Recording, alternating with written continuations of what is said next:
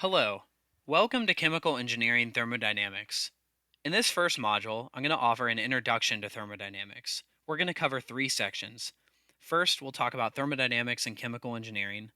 Then, we'll discuss systems, variables, and processes that are fundamental to this course. And finally, we'll wrap up by talking about forms of energy. I'll begin this discussion by defining thermodynamics. And simply put, it's the study of energy and its changes.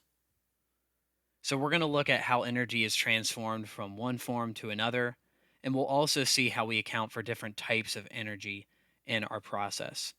This is important for chemical engineers because the laws of thermodynamics govern all the processes we encounter.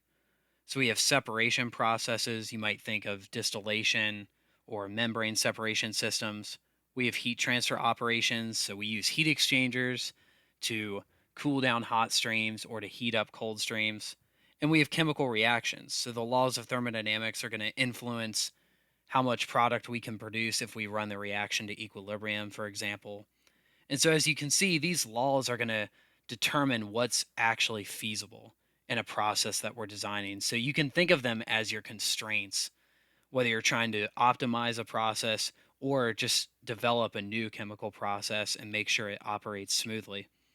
So, as you can imagine, these principles are crucial for the design, operation, and optimization of chemical processes in general, and thus they're essential for chemical engineers.